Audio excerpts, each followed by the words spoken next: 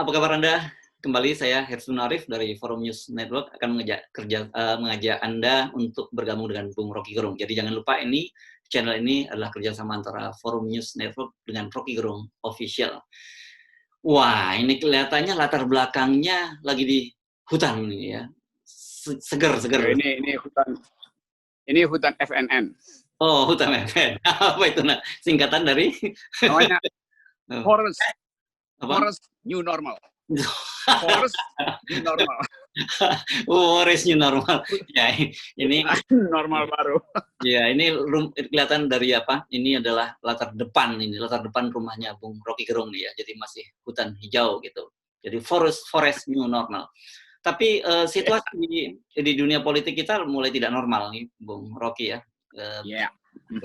Megawati, Ketua Umum PDIP sudah menginstruksikan untuk rapatkan barisan. Ini berkaitan dengan pembakaran bendera PDIP kemarin di DPR nih ya. Tapi Anda sebenarnya sudah menduga ya eskalasinya akan semacam ini ya? Iya, pasti eskalasi begini dan para pemain maupun para petaruh dan mereka yang sedang berjudi dengan politik justru memperoleh poin karena akhirnya Ibu Megawati ya sebetulnya terpancing, bukan dia bereaksi tetapi terpancing. Karena memang itu soal bendera, tetapi ya politik ya begitulah.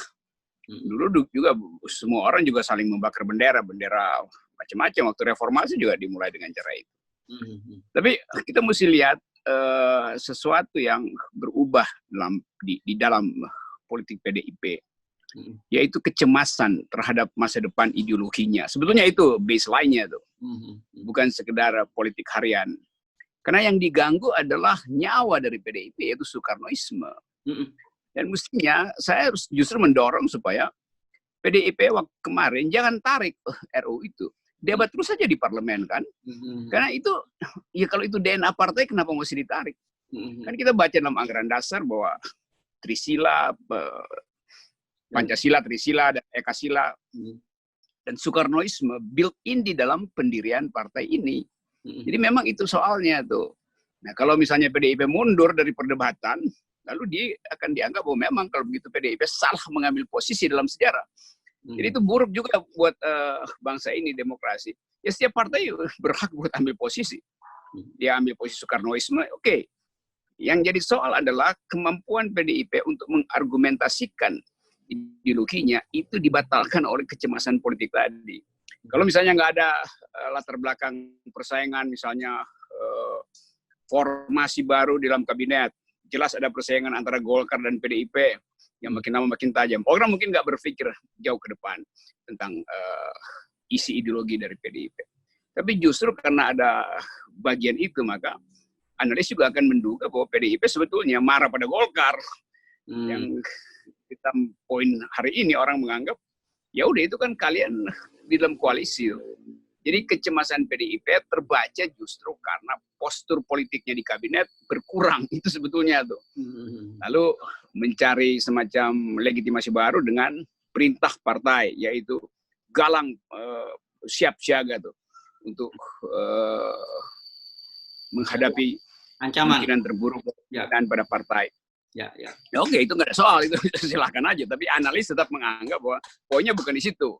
Saya tetap menganggap poinnya ini adalah persaingan internal di dalam rezim sendiri itu. Kira-kira begitu, harus. Ya. Tapi sekarang yang kita perlu mungkin penjelasan dari Anda, apakah unjuk rasa dan suara-suara keras terhadap yang menentang PDIP ini sangat serius mengancam bagi PDIP, atau sebenarnya hanya riak-riak biasa saja? Ini memang ancaman karena ada kondisi sosiologis yang memburuk. Kalau ekonomi baik-baik aja, tumbuh aja, PDIP masa bodoh. Yang penting kita tidak terganggu akumulasi material, akumulasi finansial. Tapi kan PDIP mengalami frustrasi juga karena COVID ini kan. Sehingga sumber-sumber daya ekonominya juga berhenti. Jadi ada frustrasi gabungan antara konflik internal secara politik di dalam kabinet. Lalu ada problem, sebetulnya problem finansial, dari semua partai juga punya problem finansial, sehingga berebut sumber daya yang terbatas. Jadi ini semacam frustrasi ideologi, ekonomi,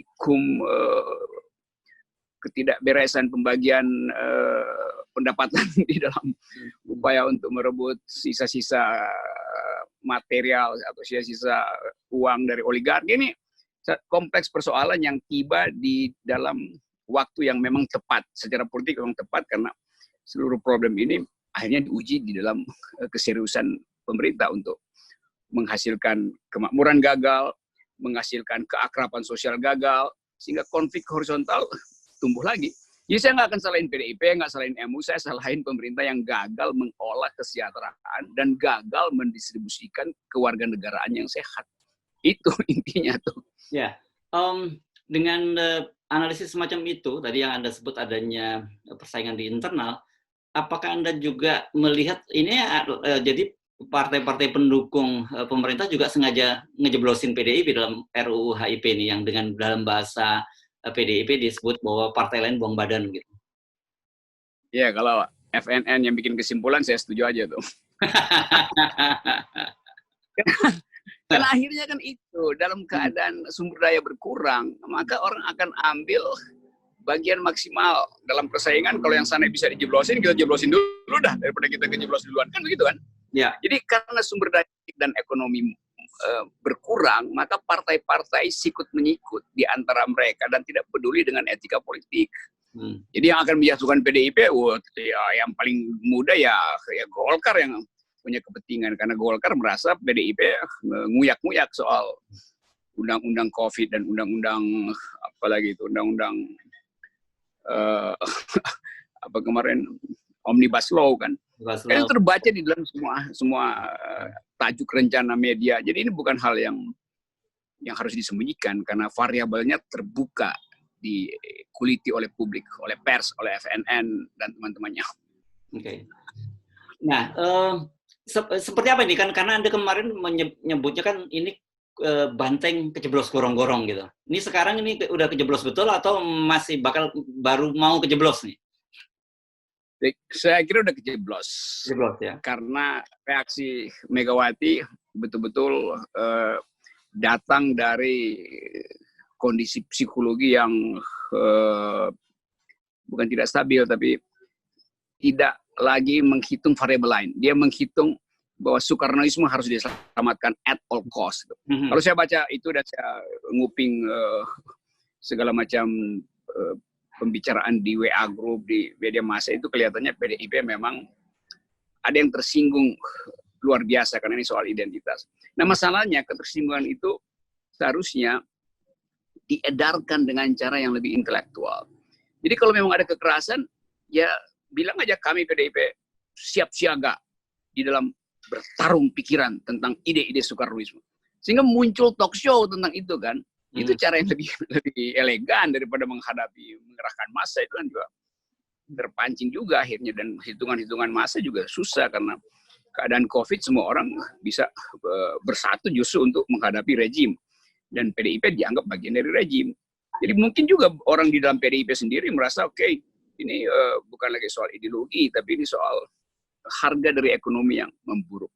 Yeah. Sehingga orang hitungannya sulitnya dalam keadaan ekonomi, variabel ekonomi itu akan mendahului variabel ideologi. Orang bisa jadi pragmatis, menganggap bahwa perintah Megawati nomor 2, yang lebih penting adalah cari makan, sehingga orang tinggal di rumah misalnya. Atau sebaliknya, orang sudah sangat frustrasi, sehingga mereka yang bukan PDIP pun ikut dalam barisan PDIP. Bukan dengan tujuan berlindung di balik Soekarnoisme, tapi untuk mempersoalkan kebijakan ekonomi yang membuat dia melarat secara sosial. Ini masalahnya. Kalau PDIP tidak hati-hati, dia nggak bisa bedain mana masa PDIP asli dan mana masa yang ikut marah karena kebijakan Jokowi yang buruk. Itu bahayanya. Ya. Nah, kalau kita bicara soal ide-ide Soekarnoisme yang kemudian muncul di dalam RUU HIP tadi tentang Ekasila, jadi Trisila Ekasila dan sebagainya, Anda melihat ini hanya sekedar gimmick politik bagi PDIP, atau ini ada hal-hal yang sifatnya lebih ideologis? Saya kira lebih ideologis gitu, karena saya ikuti genealogi dari kaderisasi PDIP. Bahkan saya pernah mengajar teori ideologi pemikiran Bapak Bangsa di Megawati Institute. Jadi sekolah kader Megawati, saya ngajar di situ. Saya juga kasih kritik terhadap Soekarnoisme, saya kasih kritik terhadap pemikiran-pemikiran founding fathers, founding person. Tapi saya juga kasih poin di mana kita masih bisa mengelaborasi pikiran-pikiran Bapak Bangsa. Sebetulnya semua pikiran itu kan udah obsolete. Artinya tidak ada relevansi lagi dengan sekarang karena dunia berubah. Iya. Variabel lingkungan belum dibicarakan dulu. Soal gender equality nggak dibicarakan tuh. Karena itu saya kasih poin di dalam semua pelajaran saya di Megawati Institute supaya ada jendela baru yang dibuka.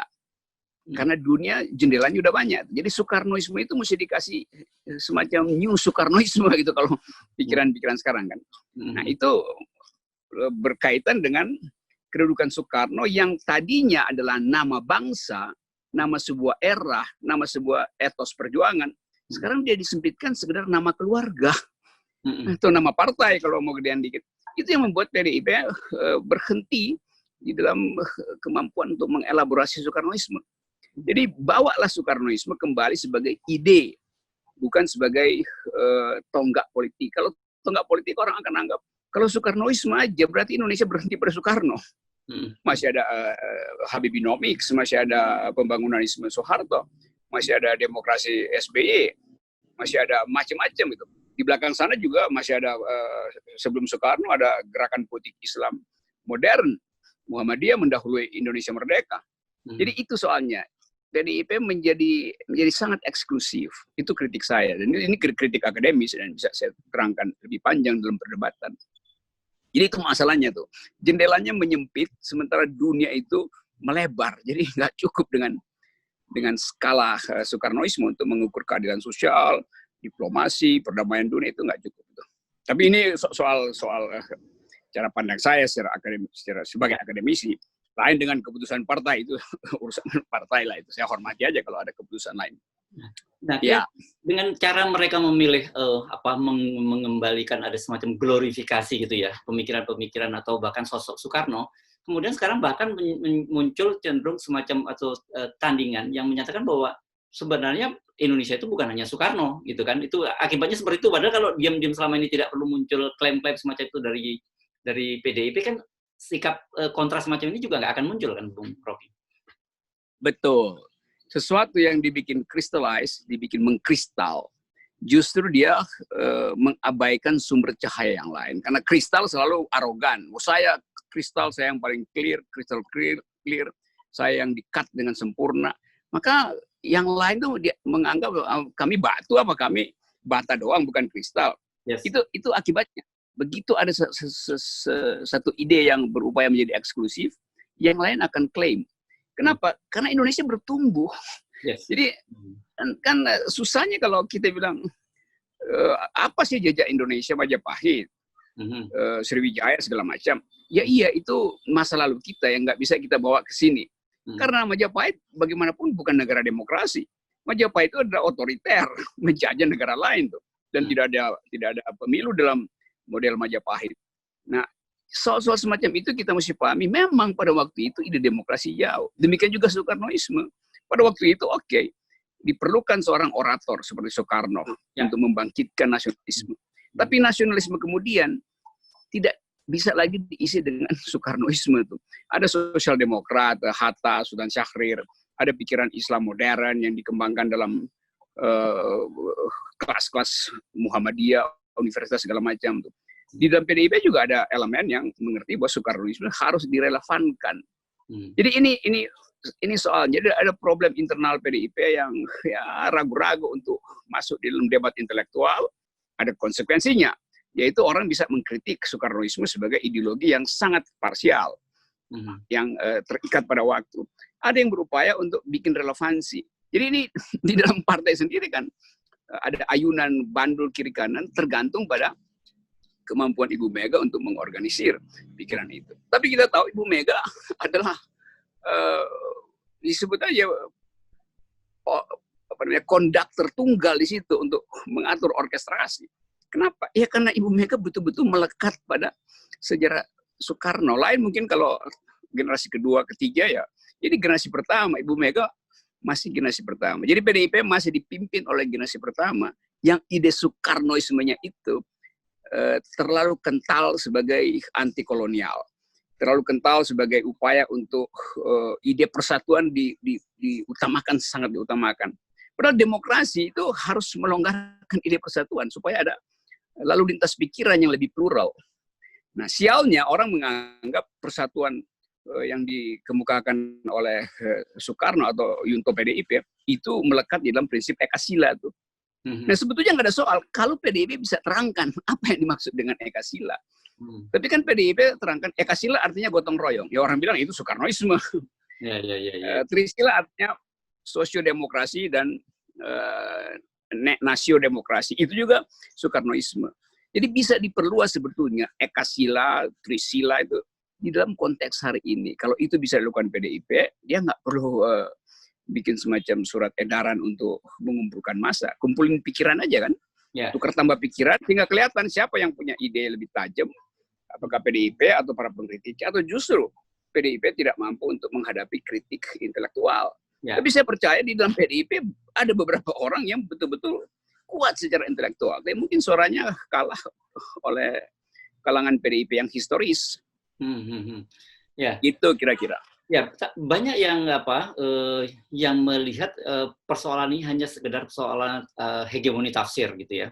Karena kita selalu sejarah kan selalu berulang bagaimana Pancasila yang ditafsirkan oleh penguasa kemudian menjadikan alat gebuk untuk para lawan politiknya. Ini kan yang paling banyak ditakuti orang-orang. Misalnya kepada Bung Karno yang menafsirkan melalui demokrasi terpimpin, kemudian lahir Nasakom dan sebagainya gitu yang tidak setuju Nasakom dianggap anti Pancasila. Kan kemudian Pak Harto dengan menganggap itu melawan semangat Orde Baru, dan sekarang juga ada kecenderungan semacam itu yang kemarin kita sebut ada doktrin kampanye saya Pancasila, saya Indonesia. Sekarang ditambah lagi saya gotong royong gitu.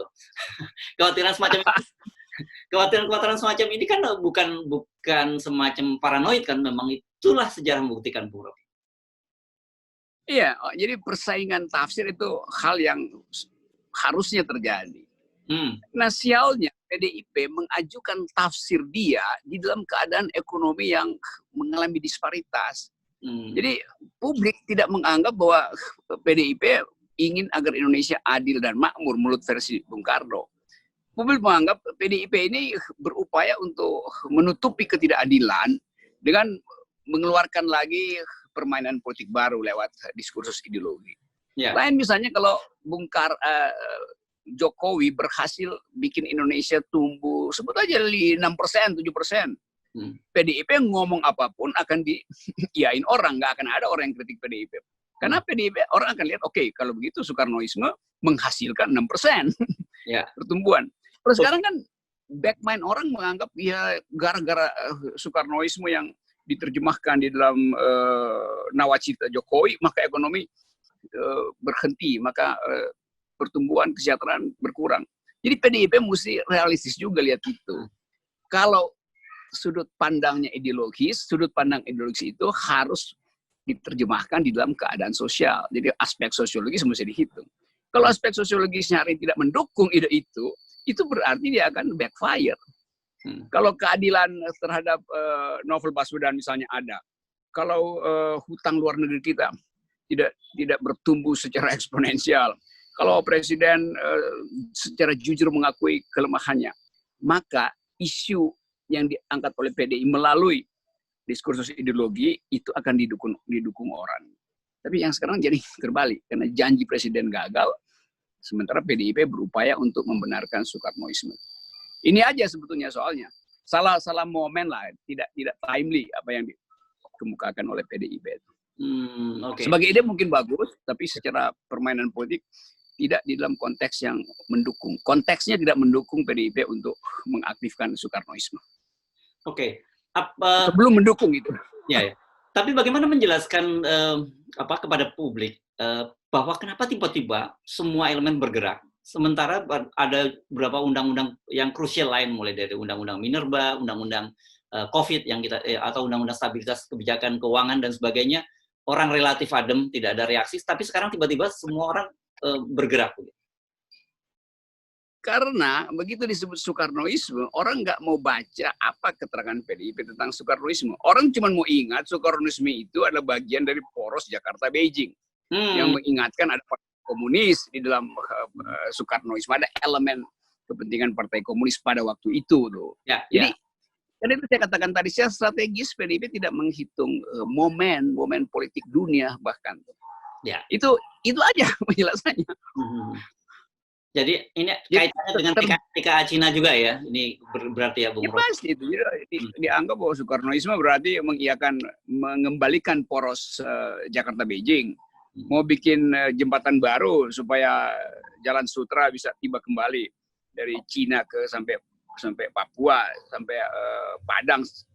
Jadi persiapan sebetulnya persiapan intelektual PDIP terlambat. Orang keburu di brief secara historis bahwa ada problem dengan Soekarnoisme, yaitu pernah dijadikan semacam tukar tambah dengan politik dunia pada waktu itu yang Indonesia masuk dalam blok komunis, masuk dalam ide-ide pengaruh Beijing pada waktu itu. Jadi orang balik lagi ke sana, sehingga semua aktivis politik yang sedang beroposisi pada Presiden Jokowi hari ini mencari semua referensi untuk diguyur ke publik kan. Nah, PDIP tidak siap dengan antisipasi itu. Mestinya PDIP juga sebenarnya bersiap. Kalau kita ngomong Soekarnoisme, pasti akan ada kontra ide, yaitu dengan mengungkit-ungkit lagi soal poros Jakarta-Beijing.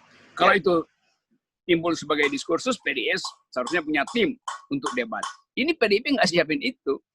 Jadi terlambat sebetulnya secara politis dan tidak siap secara intelektual. Nah, sekarang soal isu bangkitnya komunisme ini, kan selama ini orang menganggap itu seperti hantu. Bahkan banyak anak-anak muda sekarang yang nggak tahu itu apa itu soal komunisme. Tapi dengan munculnya diskursus tentang RUU HIP ini, hantu itu malah jadinya betul nyata gitu, Bung Rocky. Ya akhirnya permainan intelijen ya berhasil membelah bangsa ini kan.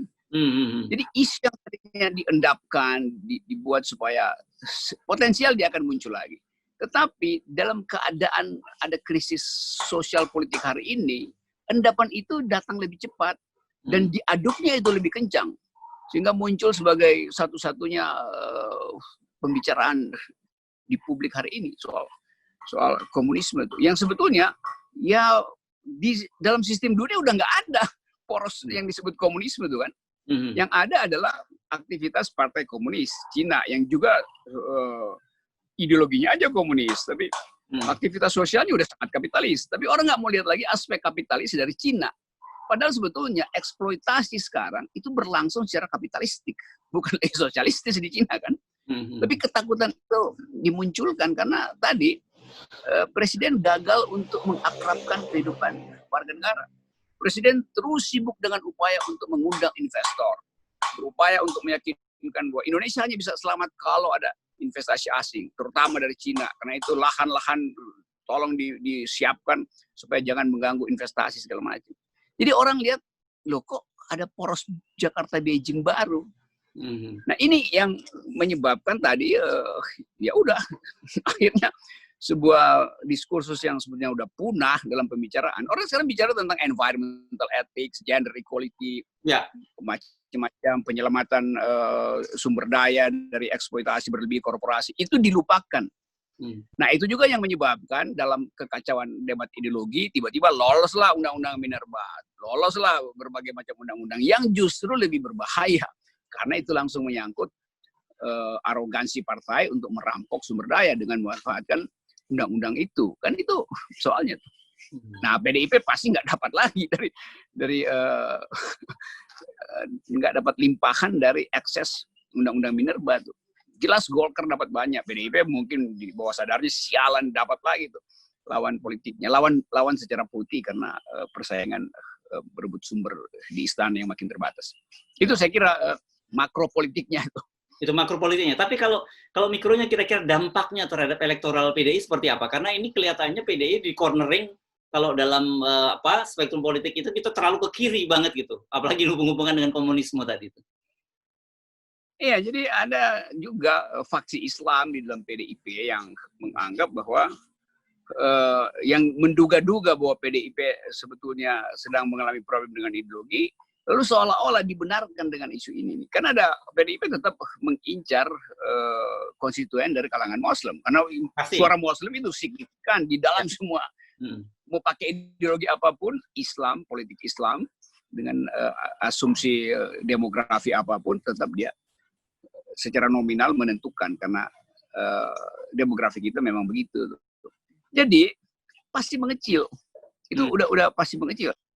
Dan mereka yang berupaya untuk mengembalikan kejayaan ideologi di dalam politik masa kini juga akan mengecil, bukan sekedar PDIP. Siapapun yang berupaya untuk mempersempit pengertian ideologi pasti akan mengecil. Karena tadi soal ekonomi, orang menganggap bahwa mereka yang sangat ideologis pasti tidak memikirkan rakyat, memikirkan ideologinya sendiri. Walaupun ideologinya keadilan sosial, tapi publik kita selalu merasa begitu, bahwa partai itu eksklusif. Nah itu soalnya. Jadi sekali lagi, kalau misalnya pemilu hari ini PDIP udah pasti mungkin turun 20%, udah pasti terjadi. Ya. Apalagi kalau reaksi PDIP terlalu eksklusif membela diri itu. Jadi kalau kami PDIP itu bendera kami, ya itu juga nggak tepat dalam pertandingan politik. Mesti dianggap bahwa bendera kami juga adalah merah putih. Cara berpikir Bung Karno juga merah putih kan. Jadi kemampuan untuk membuat narasi itu kurang di PDIP itu. Dengan segala hormat saya mau terangkan itu kurang. Karena tiba-tiba nanti angkat tangan ini merdeka ini. Kami Pancasila, kami itu nggak ada poin di dalam politik modern hari ini. Dalam politik naratif itu nggak ada poin. Ya. Kalau Anda melihat situasi semacam ini, kira-kira di mana menurut Anda pintu yang bisa membuat PDI berkelit? Berkelit, keluar dari persoalan yang saat ini membelit mereka. Kalau saya mungkin nanti WA aja beberapa teman di PDIP untuk ngasih tahu. Tapi tetap sulit. Saya terangkan tadi, salah satunya pintunya adalah undang perdebatan intelektual, walaupun udah terlambat. Karena itu akan mengembalikan orang mengaku, oh kalau begitu PDIP sama dengan Bung Karno muda, yaitu berupaya untuk menghasilkan perdebatan pikiran. Ya Bung Karno yang dewasa, dia nggak perlu pikiran lagi, dia bahkan memberantas pikiran. Dia melarang kampus untuk diskusi yang mengkritik dia. Jadi kita juga mesti fair mengatakan bahwa yang mana yang disebut Soekarnoisme itu. Pada waktu Soekarno muda itu patriotismenya, ambisi intelektualnya tumbuh dengan bagus. Pada waktu dia berkuasa dan mulai menua, dia menjadi otoriter. Dan akhirnya menjadi sangat otoriter dengan membubarkan partai politik kan. Membubarkan Masyumi, membubarkan PSI. Ya itu soalnya. Jadi saya ingin PDIP ingatkan kembali pada kader-kadernya terutama, supaya aktifkan ulang diskursus Soekarno muda yang sangat intelektual. Sama kalau kita belajar Marxisme, itu Marx muda itu sangat intelektual, mau berdebat secara filosofi. Tapi Marx setelah melewati fase politiknya itu menjadi sumber doktrin otoriter. Jadi Marxisme menjadi doktrin justru ketika dia tidak lagi menjadi sumber pikiran intelektual. Demikian juga Soekarnoisme.